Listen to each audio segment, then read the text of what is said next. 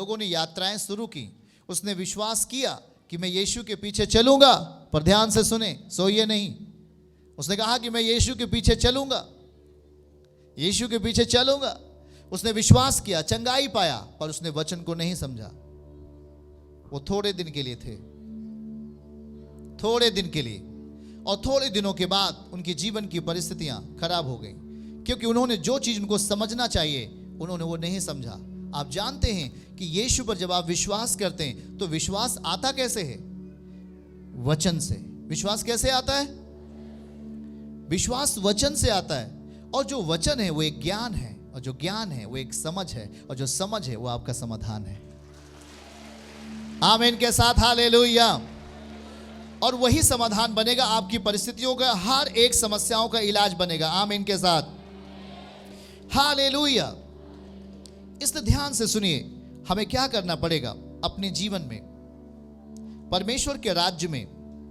मत्ती अध्याय 13 उसके 24 पद को हमारे साथ सीखें, और वहां पे आगे का वचन हम आपको सिखा रहे हैं। मत्ती अध्याय 13 उसके 24वीं आयत, वहां पे क्या लिखा हुआ है जरा देखिएगा।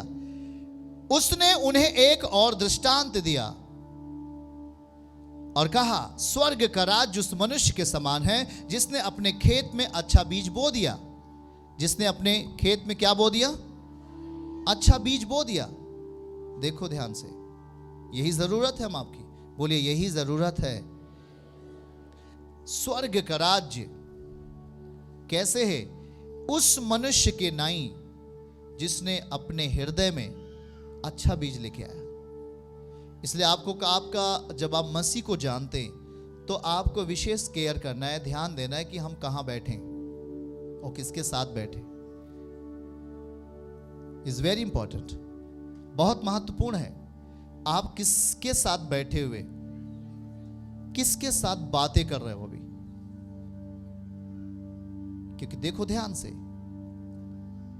स्वर्ग का राज्य उस मनुष्य की नाई है जिसने अपने खेत में अच्छा बीज बोया। कौन सा बीज बोया?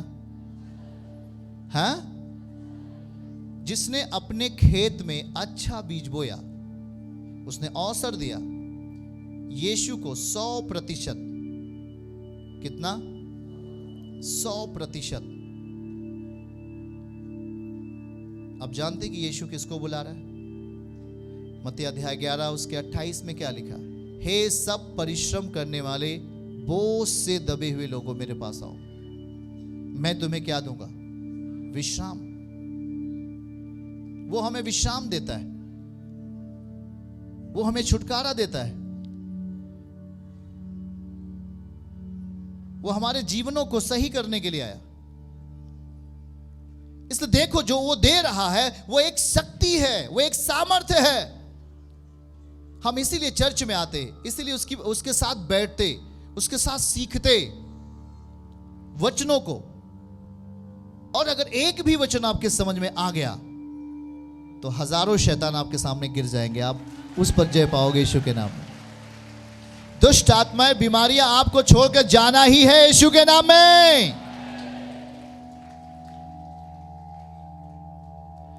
जानते एक भजन में क्या लिखा हुआ है? एक भजन है, तुझसे होगा सब कुछ होगा, एक वचन काफी है। एक वचन काफी है। हालेलुया। समझ, पड़ोसी से बोलिए समझ। और जब आपकी भूमि में जो चीज बो दिया जाता है, जो चीज चला जाता है, अगर वो समझ में आ गया तो देखो, पढ़ो हमारे साथ, नोट करो उसको डायरी में। अगर आप कभी भी चर्च में आओ, कभी भी यीशु आश्रम मिनिस्ट्री में आओ तो डायरी लेके आओ, तब आप ऊंचे उठोगे। मत्ती 13 अध्याय 23 पद देखो, पढ़ो 23 को पढ़ो हमारे साथ, और मैं आपको समझा रहा हूं। देखो देखो क्या लिखा है। जो अच्छी भूमि में बोया गया, बोलो जो बीज अच्छी भूमि में, देखो इसको रिएक्शन हो रहा है अभी, देखो शैतानी आत्मा हो जा रही है। जो अच्छी भूमि में बोया गया, बगल वाले से कहिए अच्छी, जो अच्छी भूमि में बोया गया। बोलो बोलो बोलो, जो अच्छी भूमि में बोया गया। जो अच्छी भूमि में बोया गया।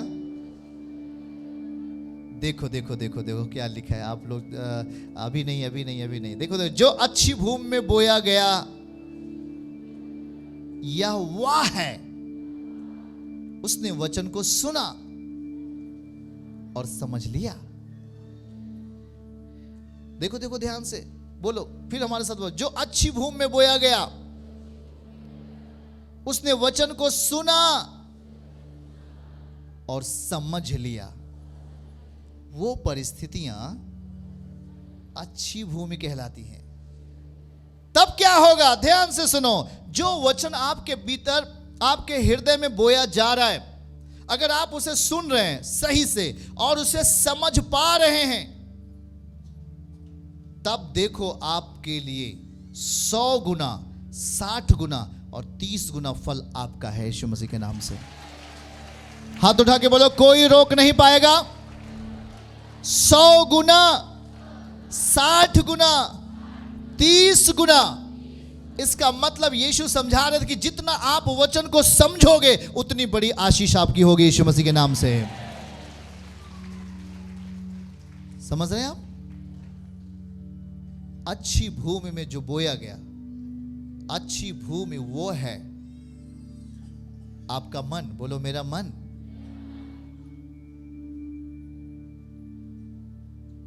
मेरा हृदय अच्छी भूमि है क्या? मैं आपसे सवाल करूं, क्या आपकी भूमि अच्छी है? अच्छी है आपकी भूमि?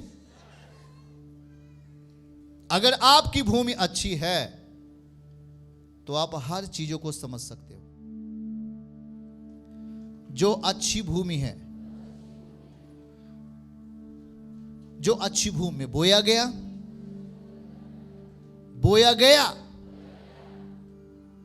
वो वचन था। और जब मैंने उस वचन को समझ लिया,